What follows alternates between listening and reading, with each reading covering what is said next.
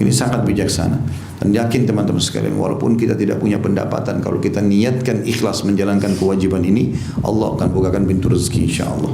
Ya, Allah akan berikan itu.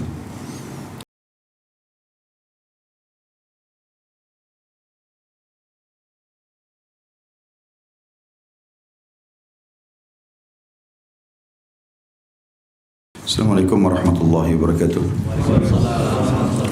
Alhamdulillah, tidak pernah berhenti kita memuji Sang Pencipta Allah atas segala nikmat yang dilimpahkan kepada kita. Melanjutkan bahasan pada buku kita Minhajul Muslim yang ditulis oleh Syekh Abu Bakar Jazair rahimahullah, dan kita akan masuk ke materi ke-8. Betul sampai situ ya? Masalah nafkah. Poin A-nya masalah pengertian nafkah itu sendiri. Nafkah ialah harta yang berupa makanan, pakaian, dan tempat tinggal yang diberikan kepada orang yang wajib diberinya. Sementara poin B-nya, siapa yang wajib mengeluarkan nafkah dan siapa yang wajib menerimanya.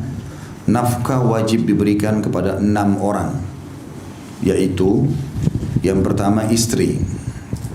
Adapun orang yang wajib memberinya nafkah adalah suaminya, baik istri yang hakiki seperti istri yang masih dalam perlindungan suaminya tidak ditalak, atau istri secara hukum seperti wanita yang ditalak dengan talak raj'i sebelum masa iddahnya habis.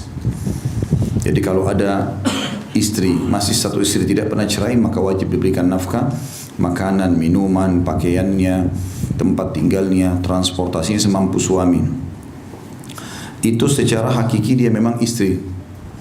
Atau istri yang secara hukum saja terikat, yaitu wanita yang diceraikan dan masih dalam masa iddah. Kalau suaminya yang ceraikan, suaminya mengatakan saya ceraikan kamu misalnya, wa na'udzubillah, kalimat ini kalau terucapkan berarti 3 kali masa suci ke depan kalau dia masih haid si perempuan ini, atau 3 bulan kalau dia sudah tidak haid lagi, itu adalah masa iddah. Di masa iddah ini masih ada pemberian nafkah.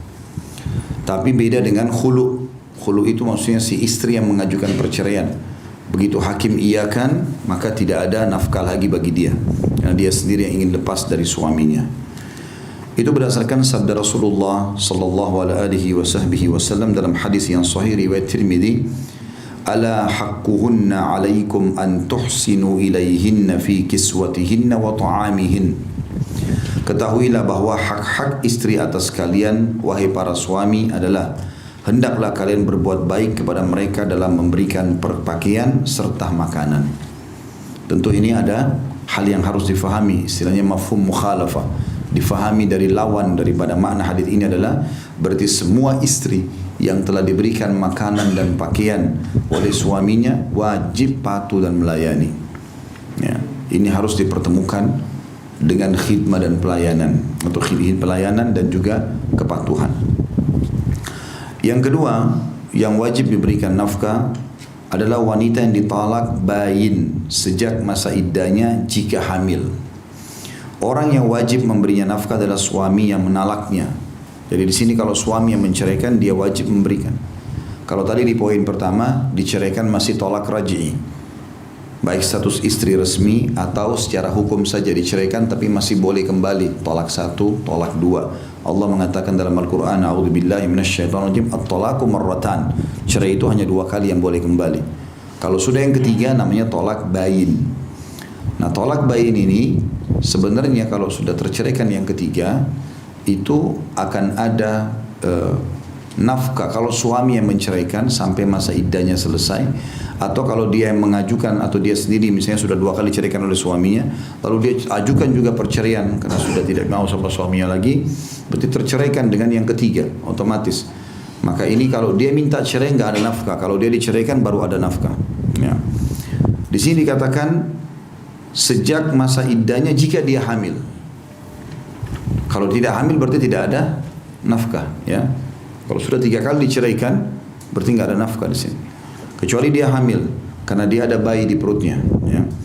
Dan itu diberikan sampai masa melahirkannya. Dan kalau dia melahirkan lalu dia menyusui si bayi, maka juga tetap wajib si mantan suami memberikan nafkah karena adanya anak tadi.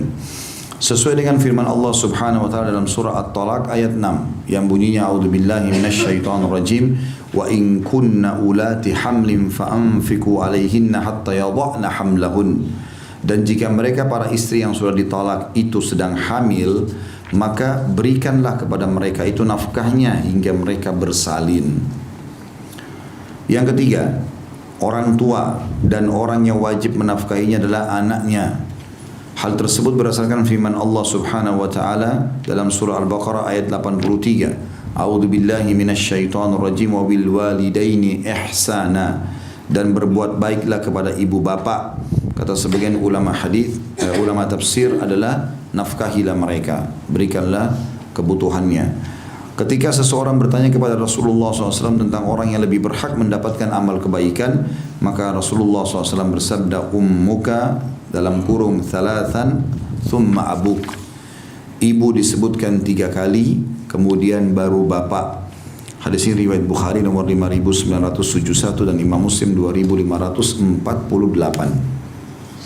Yang keempat, yang wajib diberikan nafkah adalah anak-anak kecil. Orang yang wajib memberinya nafkah adalah bapaknya atau ayahnya. Hal ini berdasarkan firman Allah Subhanahu wa taala dalam surah An-Nisa ayat 5. A'udzu billahi minasyaitonir rajim warzuquhum fiha waqsuhum wa qulu lahum qawlan ma'rufa. Berilah mereka belanja dan pakaian dari hasil harta. Belilah mereka belanja dan pakaian dari hasil harta itu dan ucapkanlah kepada mereka kata-kata yang baik. Juga sabda Rasulullah SAW, wa yaqulul walad at'imni ila man tada'uni. Anak itu akan berkata, berilah aku makan, kepada siapakah kau akan menyerahkanku. Hadis ini diriwayatkan oleh Ahmad nomor 10.473. Artinya kalau anak itu bisa berbicara, dia akan mengatakan, lalu kalau bukan kau ayahku, siapa yang akan memberiku makan? Ya. Tentu sudah pernah kita jelaskan juga, saya ingatkan kembali, kalau anak laki-laki wajib nafkahnya sampai balik, kalau anak perempuan sampai menikah. Ya, dan saya sudah sampaikan juga kenapa anak perempuan mendapatkan 1 warisan dan laki-laki 2 double, karena anak perempuan selalu aman dalam 2 keadaan. Sebelum nikah ayahnya nafkahi, setelah nikah suaminya nafkahi. Yang kelima, budak. Orang yang wajib memberinya nafkah adalah majikannya. Berdasarkan sabda Rasulullah sallallahu alaihi wasallam, lil mamluki ta'amuhu wa kiswatuhu bil ma'ruf wa la yukallafu minal 'amali ma la yutiq. Budak berhak mendapatkan makanan dan pakaiannya dengan cara yang baik, dan ia tidak boleh dibebani dengan pekerjaan yang tidak sanggup ia kerjakan. Hadis ini diriwayatkan Imam Muslim nomor 1662. Yang keenam, hewan. Orang yang wajib memberinya makan ialah pemiliknya. Rasulullah sallallahu alaihi wasallam bersabda, dakhalatin nar imra'atun fi hirratin dakhalatin nar imra'atun fi hirratin habasatha hatta matat ju'a fala hiya at'amatha wala arsalatha ta'kulu min khashashil ard. Seorang wanita masuk neraka karena seekor kucing yang ditahannya hingga mati kelaparan. Ia tidak memberinya makan dan tidak pula melepaskannya untuk memakan serangga tanah. Hadis ini riwayat Bukhari nomor 1365. Tentu ada batasannya di sini ya, hewan yang boleh dipelihara. Kucing termasuk walaupun bertaring boleh dipelihara karena ada perbuatan dari para sahabat dan dibiarkan oleh Nabi SAW. Ya. Tapi kalau hewan-hewan yang haram untuk dipelihara, apalagi memang dasarnya disuruh bunuh, seperti ular misalnya, anjing buas ya. Kalau anjing untuk berburu masih ada yang membolehkan tentunya.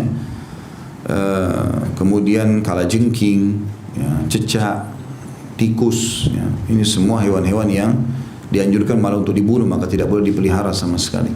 Begitu juga dengan ditransaksikan. Kata Nabi SAW, 5 hewan harus dibunuh di wilayah haram atau di luar haram, di wilayah Mekah dan Madinah atau di luar Mekah dan Madinah. Disebutlah tikus, anjing buas, burung raja wali, burung gagak yang dadanya berwarna bulunya putih. Kemudian apa satu lagi? Ular, ya, ular. Kemudian hadis yang lain menjelaskan kalajengking, hadis yang lain juga menjelaskan cecak. Jadi ada 7 jenis hewan ini yang boleh dibunuh. Kemudian selanjutnya kita masuk poin C, besarnya nafkah itu. seperti apa kadarnya. Nafkah yang ditujukan untuk mempertahankan hidup ialah makanan yang baik, minuman yang baik, pakaian yang dapat melindungi dari hawa panas dan hawa dingin, serta rumah untuk tempat tinggal dan istirahat. Dalam masalah ini tidak ada perbedaan pendapat di kalangan ulama. Perbedaan pendapat di antara mereka terletak pada masalah banyak dan sedikitnya atau baik dan buruknya nafkah yang diberikan, karena hal itu sangat bergantung kepada kaya dan tidaknya pemberi nafkah dan penerimanya, orang kota ataupun orang desa.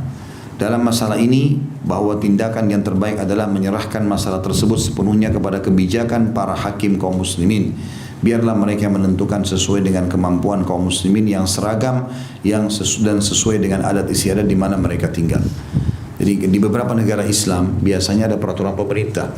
Kalau suami wajib memberikan nafkah minimal sekian misalnya kepada istrinya, gitu kan? Atau dia tentukan wajib memberikan nafkah, makan, minum, pakaian untuk cukup sebulan misalnya. Maka itu bisa peraturan pemerintah, atau kalau tidak ada kayak kita Indonesia tidak ditentukan itu, maka setiap suami harus lebih bijaksana. Makin baik nafkah yang dia berikan, maka makin besar pahala tentunya. Sebagaimana hadis Nabi SAW, dinar yang kau keluarkan untuk jihad di jalan Allah, dinar yang kau keluarkan untuk fakir miskin, dinar yang kau berikan untuk pembebasan budak, dinar yang kau berikan kepada keluargamu, yang terakhir lebih banyak pahalanya atau lebih besar pahalanya. Maka tidak akan langgeng rumah tangga tanpa royal dalam nafkah, tidak akan langgeng persahabatan tanpa royal dalam pemberian, dan tidak akan langgeng bisnis kecuali dengan royal dengan partner bisnisnya. Maka sedekah ini adalah bagian daripada kehidupan seorang muslim, apalagi bagi orang-orang yang diwajibkan. Tidak usah lihat istri, tapi lihat kewajiban yang Allah bebankan itu, ya. Jadi kita memberikan dia karena Allah subhanahu wa ta'ala. Makin besar maka makin baik tentunya. Tentu yang bijak adalah sebagian ulama memberikan gambaran ini yang saya lakukan juga. Seorang suami duduk dengan istri, kemudian dia menulis rincian. Kira-kira kebutuhan rumah ini bagaimana? Diskusikan baik-baik. Oh, butuh sampo sekian banyak, butuh sabun begini, minyak goreng begini, beras begini, segala macam, tulis semua rinciannya. Sekian kebutuhan. Jadi seorang suami pun tahu dia harus cari nafkah atau gaji tiap bulan berapa. Data kebutuhan rumahnya karena anaknya 5 misalnya, dengan istrinya butuh minimal 5 juta misalnya, maka dia usahakan cari kerjaan lebih daripada itu, karena sudah jadi kewajiban dia. Sambil dia bertawakal kepada Allah SWT, dia bekerja, dia bertawakal kepada Allah. Kalau dia hanya punya istri saja, belum ada anak-anak segala macam, kebutuhan hanya mereka berdua, maka mungkin beda kebutuhan berasnya, kebutuhan minyak goreng, kebutuhan air segala macamnya.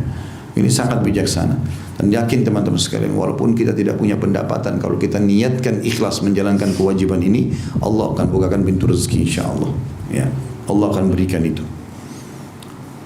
Dan ini kewajiban suami, dan tidak ada kelebihan, tidak ada kewajiban lebih daripada ini. Jadi kalau hanya keinginan-keinginan tambahan dari istri itu bukan kewajiban tapi sunnah. Tapi makan, minum, pakaian, tempat tinggal, transportasi semampunya, ini adalah kewajiban. Poin D-nya, penghentian pemberian nafkah. Kapan kita bisa berhentikan nafkah itu? Nafkah dihentikan karena alasan-alasan di bawah ini. Yang pertama, nafkah terhadap seorang istri dihentikan jika ia membangkang atau tidak mengizinkan suami menggaulinya. Hal itu karena nafkah adalah kompensasi menikmatinya. Sehingga jika seorang suami tidak diizinkan menikmati istrinya dari sisi biologis, maka nafkahnya secara otomatis dihentikan. Masuk dalamnya pergi tinggalkan rumah tanpa izin sehingga suaminya repot mencarinya, atau suaminya tidak suka dengan sesuatu lalu terus diulang-ulangi. Misal pertanyaan tertentu yang suami tidak suka, atau apalah sikap-sikap yang suami tidak suka. Tapi kadang-kadang ada perempuan subhanallah dikuasai syaitan. Dia tahu suami tidak suka, terus dirongrong dengan pertanyaan yang sama. Karena dia pikir dengan cara seperti itu suami jadi marah. Jadi kalau marah mungkin bisa terungkap apa nih rahasia-rahasianya. Karena ini semua tidak boleh dalam Islam. Kalau kita tidak tahu apa-apa, diam saja, nggak perlu. Untuk apa kita mencari tahu yang kita tidak tahu, gitu kan? Yang kelihatan depan mata, benar kita dukung, salah kita ingatkan, selesai. Sederhana begitu saja kehidupan. Jangan korek-korek hal yang tidak perlu. Nanti banyak aib orang kita jadi tahu, jadi masalah buat kita. Enggak perlu. Allah subhanahu wa ta'ala tugaskan kita apa yang kelihatan, dan tugas kita hanya sampai ajal datang. Gak usah korek-korek apa yang dirahasiakan oleh pasangan segala macam. Bukan urusan kita itu. Bukan urusan kita jalani saja. Sebagai suami jangan ditugas karena Allah, sebagai istri jangan ditugas karena Allah. Selesai. Apa yang kita lihat benar kita dukung, yang kita lihat salah kita ingatkan. Udah. Dia membangkang, dia tidak mau jalankan tugas, dia jahat kalau dia suami misalnya, kalau tadi istri membangkang, maka ingatkan, tidak mau ya sudah berpisah, selesai. Gitu. Sederhana begitu saja jalannya, supaya sisa umur kita isi dengan hal-hal yang bermanfaat. Jadi ini istri kalau sudah bangkang atau nusyul, terutama tidak mau layani suami, suka melakukan hal-hal yang dibenci, maka nafkahnya boleh diberhentikan. Dan suami tidak dosa di sini. Ya, tidak dosa. Apalagi dia hanya niat ingin mendidik, itu sangat bagus. Ya. Karena ada sebagian wanita, subhanallah, kalau dia dinasihati dengan lisan dia sadar. Ada yang tidak, memang harus terjadi sikap. Nanti kalau sudah terjadi hajar, diboikot biologisnya, diboikot uangnya, baru sadar. Ini sayang sekali. Kenapa harus tunggu seperti itu? Tapi ada orang begitu, subhanallah. Bahkan pernah terjadi pada ummahatil mu'minin. Mereka minta dinaikkan nafkah, Nabi ingatkan mereka minta dinaikkan nafkah. Ini ketentuan dari Allah. Maka Nabi boikot mereka sebulan sebagai pelajaran. Setelah itu dikasih pilihan. Mau tinggal bersama Nabi tapi dengan nafkah yang sudah Allah dan Rasulnya tentukan, dan kalian dapat pahala, dapat surga, atau pisah. Pisah baik pun minta apa dikasih. Untungnya pada saat itu semua ummahatil mu'minin radhiyallahu anhunna terima Nabi SAW dan mengatakan kami ridho kepada Allah dan Rasulnya, menyesal dengan perbuatan itu. Ada wanita tidak, jahil. Ya, begitu dikasih pilihan begini, sudah cerai aja, dengan harapan dia dengar teman-temannya bicara. Mungkin temannya bilang, ada itu temanku janda nikah sama laki kaya, dikasih tiap bulan 50 juta. Mungkin istri suami cuma kasih 5 juta. Dia mengkhayal bisa dapat begitu. Perempuan itu paling gampang terpengaruh. Dengar temannya ngomong gini, oh iya mungkin bisa, padahal belum tentu. Mungkin itu jodohnya orang itu, belum tentu Anda seperti itu. Ini banyak terjadi. Setelah cerai, cari-cari suami nggak ada dapat. Bahkan mungkin Allah kasih lebih buruk dari suaminya yang awal. Sebagai cobaan. Banyak bersyukur teman-teman sekalian. Ini bahaya sekali. Lalui dunia ini seperti seorang musafir. Kata Nabi SAW, kun fid dunya ka'annaka gharibun aw abiru sabil. Jadikan dirimu di dunia ini seperti musafir. Musafir itu pergi pulang, selesai hajatnya pulang. Begitu di dunia. Tugas kita jalankan kewajiban, mati sudah masuk surga. Selesai gitu loh. Jangan repot-repot ini, rumit urus segala macam hal, mau dicampuri, mau segala macam. Atau seorang yang lewat saja. Kata Nabi SAW, mali wad dunia, ada apa aku dengan dunia ini? Diulangi lagi, mali wad dunia, ada apa aku dengan dunia ini? Lalu beliau memberikan perumpamaan aku dengan dunia ini seperti seorang musafir yang penat, capek, mampir di bawah sebuah pohon, habis hilang capeknya pulang, pergi, tinggalkan. Begitu dunia. Jangan terlalu jadikan sebagai beban besar. Mau jalan-jalan, tidak mau ya sudah gitu. Dalam persahabatan, dalam rumah tangga, yang jadi penengah kita hukum Allah SWT. Mau patuh silakan, tidak mau ya usah. Kan gitu. Simple saja gitu. Ya, saya terapkan begitu kaedah dalam rumah tangga. Mau jalan hukum Allah sedang. Tidak mau ya sudah, jangan dipaksa. Karena nggak akan bisa ketemu kalau kita mau pakai hukum manusia, nggak akan bisa ketemu. Hukum Allah SWT pasti akan bisa ketemu karena Allah lebih tahu masalah itu. Jadi ini yang pertama, orang yang layak diberhentikan nafkah adalah istri yang membangkang. Yang kedua, nafkah terhadap wanita yang ditalak dengan talak raj'i dihentikan jika masa iddahnya telah habis. Karena setelah habis masa iddahnya maka ia menjadi orang lain bagi suaminya. Jadi istri yang dikatakan oleh suaminya, saya ceraikan kamu. Naudzubillah, kalimat ini keluar. Mulai pengucapan itu, kalau dia haid, dia punya masa haid, maka 3 kali masa suci. Kalau dia tidak haid lagi, manufos misalnya, atau belum ya haid terus dinikahi lalu diceraikan, maka masa iddahnya 3 bulan. Selama masa iddah suaminya wajib berikan nafkah. Bulan keempat sudah selesai, udah nggak ada lagi nafkah, gitu kan? Sudah berhenti di sini. Dan ini juga sudah pernah saya sebutkan teman-teman sekalian ya. Ada beberapa orang yang dibolehkan untuk menyebutkan kebaikannya kepada orang lain. Selain daripada mereka tidak boleh. Karena menyebutkan kebaikan pada orang namanya mannan, dosa besar. Tapi ada orang tidak masuk dalam mannan. Yang pertama orang tua pada anak. Orang tua kita itu wajar, dia bilang, kamu nak sudah ayah ibu biayai, kenapa enggak begini, kenapa enggak sholat, kenapa enggak puasa. Wajar itu. Karena dia mau hasil. Anaknya dibiayai untuk jadi orang baik. Kalau tidak baik dia tegur. Ini enggak masuk dalam mannan. Yang kedua suami pada istri. Wajar suami bilang, kan sudah saya kasih nafkah, kenapa kok habis? Kamu belanja kemana? Wajar, uangnya orang. Enggak boleh istri-istri tersinggung kalau ditanya. Oh ini suami saya perhitungan. Mungkin bukan perhitungan. Dia lagi bertanya masalah itu. Dan yang ketiga pemerintah pada masyarakatnya.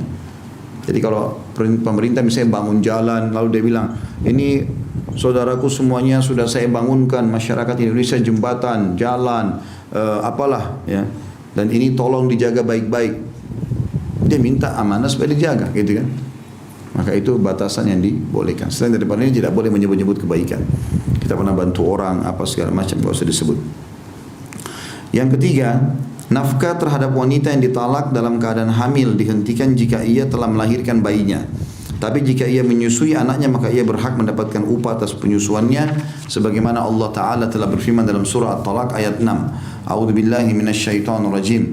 Fa in arda'na lakum fa'atuhunna ujurahun wa'tamiru bainakum bima'ruf. Kemudian jika mereka menyusui anak-anakmu untukmu, maka berikanlah kepada mereka upahnya dan musyawarahkanlah di antara kamu segala sesuatu dengan cara baik. Ya, jadi kalau diceraikan, ada kan kita bahas itu hari di bab tolak ya kalau nggak salah. Sudah pernah kita bahas bab tolak ya. Cerai sudah kemarin kan yang masa iddah segala macam itu ya. Ya. Jadi ada orang dicerai sama suaminya. Pada saat dia cerai, kalau dia masih haid berarti 3 kali masa suci gitu kan. Tapi bisa berpindah dari 3 kali masa suci atau sekitar 2,5 bulan, pindah menjadi 9 bulan. Kapan itu? Kalau dia ketahuan ternyata di masa iddah hamil.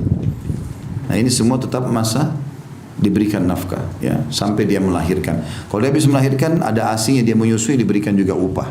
Dan itu ini upah Allah bilang di sini musyawarahkan dengan cara yang baik. Si istri nggak boleh mentang-mentang suaminya kaya, saya nggak mau kecuali kau kasih nafkah saya 15 juta. Baru ceraikan saya. Nggak ada haknya ini. Kezaliman. Seperti premanisme dalam rumah tangga. Nggak boleh. Harus begini, harus begitu. Ini banyak istri begini. Kalau ditolak sama suaminya, suaminya nggak berharap kembali. Karena jadi beban, gitu kan. Ini kan jadi beban buat dia. Ini apain tuntut-tuntut seperti ini. Ya, subhanallah, istri yang saya lihat makin bertahan dalam rumah tangga justru istri yang menghormati keputusan suami dan juga ridho dengan apa yang Allah berikan. Dikasih, alhamdulillah, terima kasih ya gini-gini. Ya, suami malah berpikir apalagi yang saya mau kasih ini, apalagi saya mau kasih.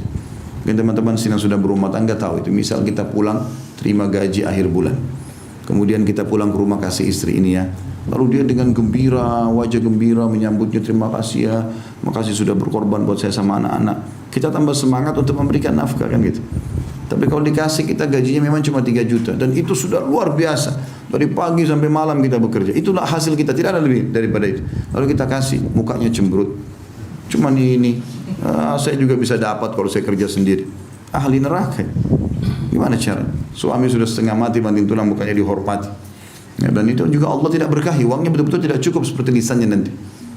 Ya, ini harus hati-hati semua. Rumah tangga ini ajang ibadah. Nggak boleh sembarangan.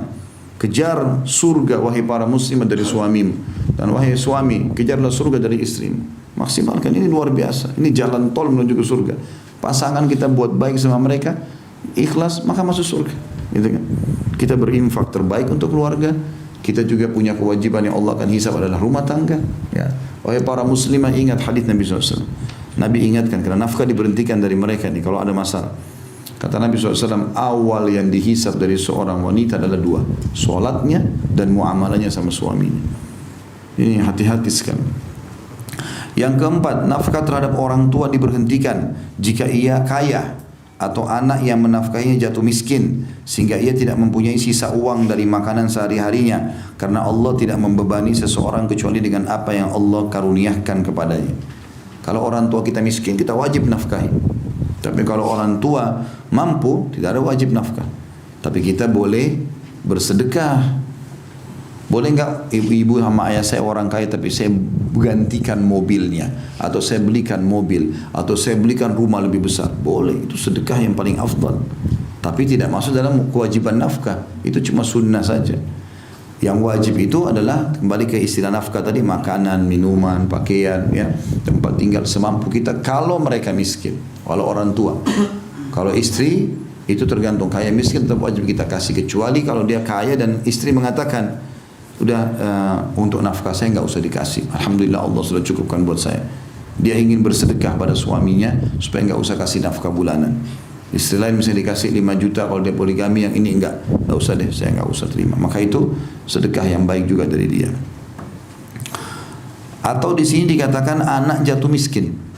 Tadinya dia kaya raya, kemudian dia biaya orang tuanya, ternyata tiba-tiba usahanya bangkrut, tidak ada lagi kemampuan. Dia bahkan kalau mau beli makan cuma untuk dia sendiri. Maka di sini nggak ada kewajiban menafkahi orang tuanya. Yang kelima, nafkah terhadap anak laki-laki dihentikan jika ia telah balik, dan nafkah terhadap anak perempuan dihentikan jika ia telah menikah. Ya. Tetapi dikecualikan bagi anak laki-laki yang telah balik jika ia menderita sakit atau gila, maka nafkahnya masih tetap menjadi tanggungan orang tuanya atau bapaknya. Artinya wajib ya.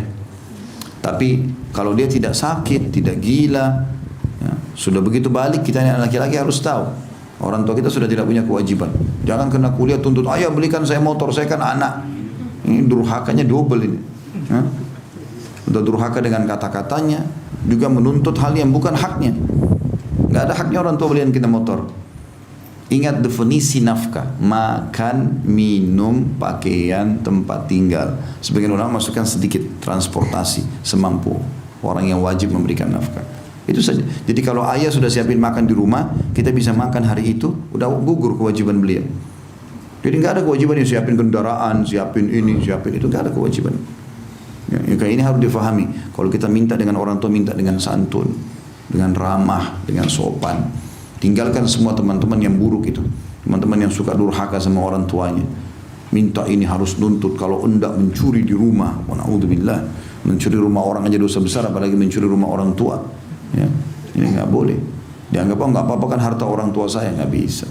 Justru itu lebih besar dosanya. Kita kalau berkata kasar sama orang dosa, berkata kasar sama orang tua lebih dosa lagi, lebih besar lagi. Ada catatan di sini berhubungan dengan masalah nafkah ini. Seorang muslim wajib menjaga silaturahim dengan para kerabatnya, baik dari jalur bapaknya ataupun dari jalur ibunya. Jika salah seorang dari mereka membutuhkan makanan, pakaian, atau tempat tinggal, maka ia wajib memberinya makan dan rumah jika hartanya berlebih. Di dalam pelaksanaannya, hendaklah ia memulainya dengan kerabatnya yang paling dekat dan seterusnya. Berdasarkan sabda Rasulullah sallallahu alaihi wasallam, yadul mu'til ulya wabda biman ta'ul ummaka wa abaka wa ukhtaka wa akhaka thumma adnaka fa adnak. Hadis ini riwayat An-Nasai nomor 2532, Darul Qutni jilid 3 halaman 44, dan beliau mensahihkannya. Terjemahannya, tangan pemberi itu lebih tinggi atau makna lainnya mulia, dan mulailah dengan orang yang berada dalam tanggunganmu, ibumu, bapakmu, lalu saudari perempuanmu dan saudara laki-lakimu, lalu keluarga yang paling dekat dan seterusnya. Artinya kalau kita Masya Allah, Allah bukain rezeki, kita udah kasih istri sama anak cukup, udah kasih orang tua cukup, kita masih punya berlebihan. Ada saudara kita miskin, ada paman kita miskin, bantu mereka, kasih. Itu semua masuk dalam nafkah. Kalau kita mampu dan mereka sulit, ya terutama orang-orang punya hubungan kekerabatan yang sangat dekat, yaitu jalur langsung ke atas yang ayah dan kakek, tapi ke samping mereka. Karena ini kan jalur atas wajib ayah dan pak kakek ya. Jalur langsung ke bawah anak dan cucu juga wajib. Tapi semua ke sampingnya ini itu akan menjadi wajib kalau mereka susah dan kita mampu.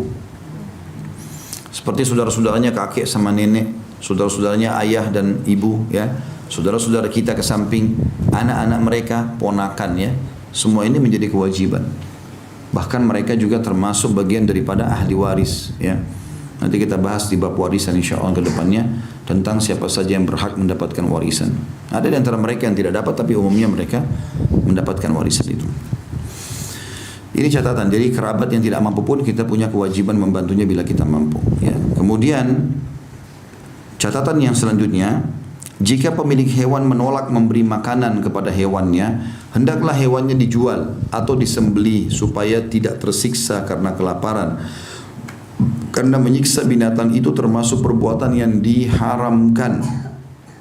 Hal itu berdasarkan sabda Rasulullah SAW tadi, hadis Bukhari yang sudah kita jelaskan, dakhalatin naran bra'atun fi hirratin habasatha hatta matat ju'an fala hiya at'amatha wala hiya arsalatha ta'kulu min khashashil ard. Seorang wanita masuk neraka karena seekor kucing yang ditahannya hingga mati kelaparan. Ia tidak memberinya makan dan tidak pula melepaskannya sehingga ia dapat memakan serangga tanah. Ini bahasan tentang masalah nafkah. Sekarang kita masuk materi ke-9, hadanah. Hadanah artinya pengasuhan anak. Poin A-nya pengertian hadanah. Hadana adalah melindungi serta memelihara anak yang masih kecil hingga balik. Dan poin B-nya, hukum hadana sendiri mengurus anak-anak yang masih kecil. Hadana wajib diberikan kepada anak-anak yang masih kecil untuk memelihara pertumbuhan fisik, akal, serta agama mereka. Perhatikan garis bawah 3 poin ini ya. Jadi fisiknya berarti dikasih makan dan minum, pakaian. Akalnya berarti pendidikannya, dan agama. Jadi dididik agama supaya mereka tahu mana halal mana haram. Nah, ini semua kewajiban orang tua. Poin C-nya, atas siapakah hadana diwajibkan? Hadana terhadap anak-anak yang masih kecil wajib dilakukan oleh kedua orang tuanya. Jika kedua orang tuanya telah meninggal dunia, maka hadana terhadap mereka wajib dilakukan oleh kerabatnya yang paling dekat, lalu kerabat yang berikutnya, dan seterusnya. Jika kerabatnya tidak ada sama sekali, maka hadana terhadap mereka wajib dilakukan oleh pemerintah atau salah seorang dari kaum muslimin. Jadi ini kalau anak-anak masih kecil di bawah umur ya, anak laki-laki belum balik, anak perempuan belum menikah, maka diberikanlah nafkah, terutama masih kecil ya, masih belum bisa bekerja segala macam. Poin D-nya, siapakah yang lebih utama untuk melakukan hadana? Jika terjadi perpisahan atau perceraian di antara suami istri karena talak atau meninggal dunia, maka orang yang paling berhak melakukan hadana adalah terhadap anak yang masih kecil adalah ibunya. Jika belum menikah lagi. Jadi kalau cerai suami istri, maka yang paling berhak ambil hak asuh anak siapa? Istri. Ya. Selama dia belum menikah. Kalau dia nikah lagi sama laki-laki lain, pindah hak asuh anak. Hal itu berdasarkan sabda Rasulullah SAW yang ditujukan kepada seorang wanita yang mengadu kepada beliau mengenai anaknya yang masih kecil yang diambil darinya. Anti ahaqqu bihi ma lam tankihi. Kamu lebih berhak terhadap anakmu atau atas anakmu selama kau belum menikah lagi. Hadis ini riwayat Ahmad nomor 6668 dan Abu Daud nomor 2276. Hadis ini disahihkan oleh Al-Hakim di jilid 2 halaman 225. Tentu di sini teman-teman sekalian ada juga riwayat-riwayat lain yang menjelaskan ya. Yang dimaksud juga masa kecil hadana ini di bawah 7 tahun. Di bawah 7 tahun. Kalau sudah sampai 7 tahun, maka anak itu bisa diberikan hak khiyar namanya, pilih mau tinggal sama ibunya atau tinggal sama ayahnya. Yang mana dia pilih dikasih anak itu punya hak. Karena Nabi SAW pernah memberikan pilihan kepada anak begitu. Pilihlah salah satu dari kedua orang tuamu yang berpisah ini, maka si anak itu memilih tangan ibunya, pergilah sama ibunya. Itu juga ada yang ikut sama ayahnya, dibiarkan ikut sama ayahnya. Jika ibunya tidak ada, maka yang paling berhak mengasuhnya adalah nenek dari jalur ibunya. Karena nenek dari jalur ibunya adalah bagaikan ibunya sendiri bagi anak tersebut. Jika nenek dari jalur ibunya tidak ada, maka yang paling berhak mengasuhnya adalah bibinya dari jalur ibunya. Karena bibi dari jalur ibunya adalah bagaikan ibunya sendiri bagi anak tersebut. Rasulullah SAW bersabda, al-khalatu bimanzilatil Bibi dari jalur ibu kedudukannya seperti ibu. Hadis ini riwayat Bukhari nomor 4251 dan juga Imam Muslim meriwayatkannya.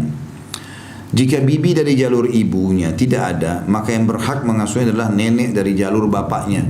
Jadi begitu ayah meninggal, maka pindah asuh kepada istrinya saja ya.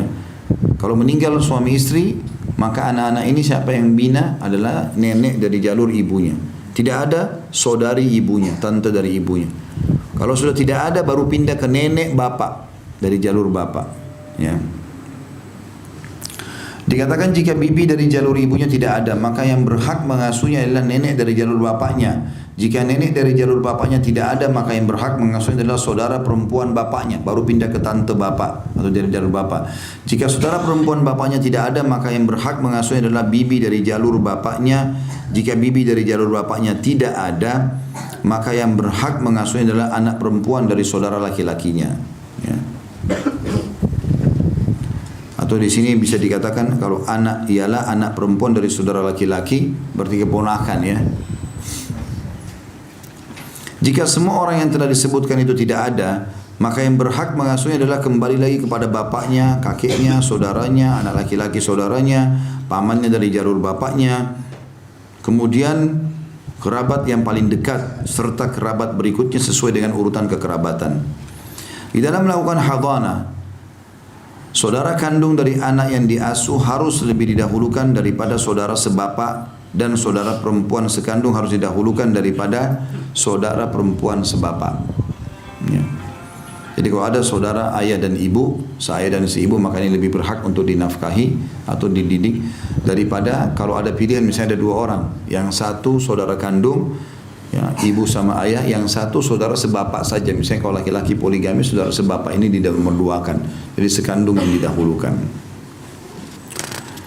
Poin selanjutnya, poin E-nya, kapan hak hadana itu gugur? Tujuan disyariatkannya hadana adalah untuk menjaga dan melindungi kehidupan si anak, baik secara fisik, akal dan agamanya. Karena hal itu atau karena itu hak tersebut gugur dari siapa saja yang tidak sanggup mewujudkan tujuan-tujuan yang dimaksud, menjaga fisiknya, menjaga akalnya dan agamanya. Jika hak hadana akan akan gugur dari ibu jika telah menikah dengan seorang atau dengan orang selain kerabat dari anak kecil yang diasuhnya. Berdasarkan sabda Rasulullah SAW, anti ahaqqu bihi ma lam tankihi, kamu lebih berhak atas anakmu selama kau belum menikah lagi. Hadis ini riwayat Ahmad nomor 6668, Abu Daud 2276. Hal itu karena pernikahan ibunya dengan orang yang bukan kerabatnya akan menyebabkan ibunya tidak dapat lagi mengasuh anaknya serta tidak dapat lagi melindunginya atau tidak dapat melindunginya lagi dengan baik. Hak hadana juga gugur dari para wanita yang berhak melakukan hadana terhadap anak jika terjadi hal-hal sebagai berikut. Yang pertama, gila atau akalnya kurang sempurna, maka anaknya bisa pindah ke ayahnya walaupun masih di bawah 7 tahun. Yang kedua, menderita penyakit yang menular seperti penyakit lepra atau kusta misalnya, wa na'udzubillah. Yang ketiga, masih kecil atau belum balik serta belum dewasa. Maksudnya si ibu. Misalnya na'udzubillah ada perempuan nikah sama laki-laki tapi perempuan ini masih baru balik. Mungkin masih baru 15 tahun, 16 tahun, masih belum faham kehidupan. Cerai sama suami. Kalau dikasih anaknya dia nggak faham ngurusin. Ya. Maka bisa dia rusak akhlaknya si anak tadi. Ya. Yang keempat, tidak dapat melindungi anak tersebut sehingga tidak dapat menjaga fisik, akal dan agama. Dia tidak punya sumber pendapatan, dia tidak punya rumah, dia tidak punya apa-apa. Kemudian dia maksa mau ambil anaknya. Bagaimana caranya dia hidupkan anak ini? Anak ini amanah, bukan untuk diperebutkan, tapi bagaimana mendidiknya dan menjaga tadi 3 hal, fisiknya, akalnya dan agamanya. Yang kelima, gugur hak asuh dari orang tua yang kafir karena dikhawatirkan akan merusak agama dan akidah anak tersebut. Ibunya kafir, murtad atau ayahnya. Poin F-nya, masa hadana. Batas waktu hadana adalah anak laki-laki hingga balik, sedangkan anak perempuan hingga menikah dan telah digauli oleh suaminya. Maksudnya kalau ada anak perempuan kita nikahkan, begitu dinikahkan kan berarti sebenarnya sudah masuk dalam tahap akan gugur kewajiban ayah memberikan nafkah. Tapi dengan syarat, memang dia sudah digauli oleh suaminya. Selama suaminya belum menggaulinya, apalagi kalau sampai menceraikan, baru masuk malam pertama, entah cekcok apa, cerai, belum digauli, maka tetap kembali kewajiban nafkah kepada ayah. Jika seorang istri berpisah dari suaminya dan ibunya yang mengasuh anaknya atau wanita lainnya, maka jangka waktu hadana bagi pihak wanita adalah hingga usia anak diasuh mencapai usia 7 tahun. Dan setelah itu hak hadana berpindah ke pihak laki-laki, karena pihak laki-laki lebih utama melakukannya setelah usia anak kecil yang dihadanakan mencapai usia 7 tahun dari pihak laki-laki atau pihak wanita. Jadi di atas 7 tahun itu berarti anak laki-laki sudah atau anak-anak sudah mulai lebih dewasa. Dia butuh mengikuti figuritas ayahnya, maka dipindahkan kepada si ayah. Jika anak laki-laki yang dihadhanah telah balik, maka ia disuruh memilih apakah akan ikut ibunya atau ikut bapaknya. Siapapun yang dipilihnya, maka dialah yang lebih berhak mengasuhnya. Jika anak tersebut tidak memilih ikut siapapun dari keduanya atau keduanya memperebutkannya, maka dilakukan undian untuk menentukan kepada siapakah anak itu harus ikut di antara keduanya. Ini tentu kalau terjadi percekcokan segala macamnya. Kalau selama tidak cerai, maka wajib asuh pendidikan ini adalah suami istri. Tapi kalau bercerai, maka di bawah 7 tahun ibunya, 7 tahun ke atas ayahnya. Kan kalau sudah balik, dianjurkan oleh para ulama untuk dikasih pilihan. Pilih ikut ayah atau ibunya. Sebagian ulama juga mengatakan di 7 tahun itu sudah boleh disuruh pilih. Poin G-nya, nafkah anak yang dihadana dan upah bagi wanita yang mengasuhnya. Bapak dari anak yang dihadana wajib menafkahi anaknya serta membayar upah wanita yang mengasuhnya sesuai dengan kesanggupannya. Karena kedudukan wanita yang mengasuh seperti wanita yang menyusui, dan wanita yang menyusui seperti anak. Ya, saat menyusui seorang anak berhak mendapatkan upah penyusuan. Berdasarkan firman Allah Ta'ala yang berbunyi dalam surah At-Talaq ayat 6, A'udzu billahi minasyaitonir rajim, fa in arda'na lakum fa'atuhunna ujurahun. Kemudian jika mereka menyusukan anak-anakmu untukmu, maka berikanlah kepada mereka upahnya. Kecuali jika wanita yang mengasuh anak tersebut melakukannya dengan sukarela, maka tidak diwajibkan memberinya upah. Besarnya nafkah yang dianggarkan untuk anak tersebut serta upah bagi wanita yang mengasuhnya harus disesuaikan dengan kelapangan rezeki dan kemiskinan pihak yang menyuruhnya supaya mengasuh anaknya. Berdasarkan firman Allah Subhanahu wa taala dalam surah At-Talaq ayat 7, A'udzu billahi minasyaitonir rajim, liyunfiq dzu sa'atin min sa'atihi وَمَنْ قُدِرَ عَلَيْهِ رِزْقُهُ فَلْيُنْفِقْ مِمَّا آتَاهُ اللَّهُ لَا يُكَلِّفُ اللَّهُ نَفْسًا إِلَّا مَا آتَاهَا سَيَجْعَلُ اللَّهُ بَعْدَ عُسْرٍ يُسْرًا. Hendaklah orang-orang yang mampu memberikan nafkah menurut kemampuannya, dan orang yang disempitkan rezekinya hendaklah memberi nafkah dari harta yang diberikan Allah kepadanya.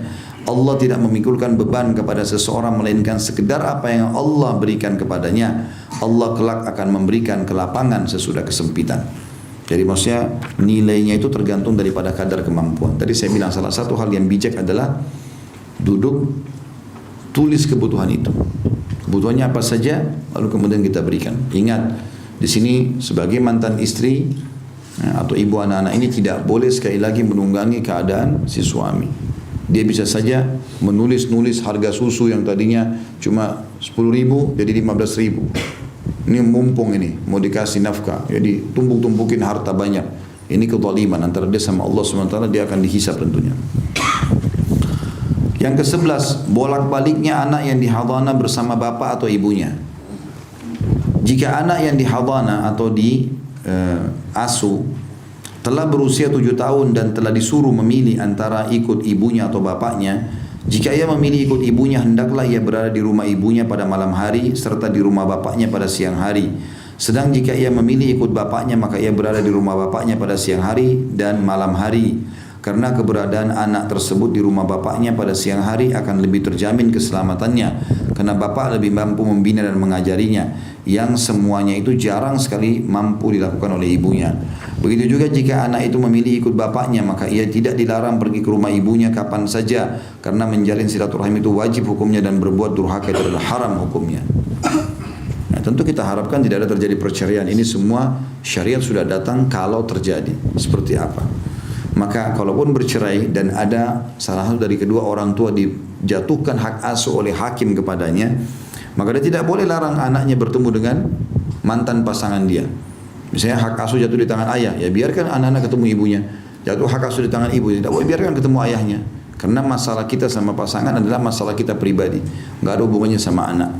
Jangan sampai anak-anak sudah tidak lihat orang tuanya sama-sama, tambah lagi ya dijarakkan atau dijauhkan dari kedua orang atau salah satu orang tuanya. Poin I-nya, bepergian dengan anak yang dihadana. Jika salah seorang dari pasangan suami istri itu akan bepergian dan akan pulang lagi ke daerahnya, maka anak yang diasuhnya itu diperbolehkan berada di rumah siapa saja di antara keduanya yang tidak bepergian. Jika salah satu dari keduanya hendak bepergian ke daerah lain dan berniat tidak kembali lagi ke daerahnya, maka kemaslahatan anak tersebut harus diperhatikan. Apakah kemaslahatannya berada di pihak yang tidak bepergian atau yang berada di pihak yang bepergian.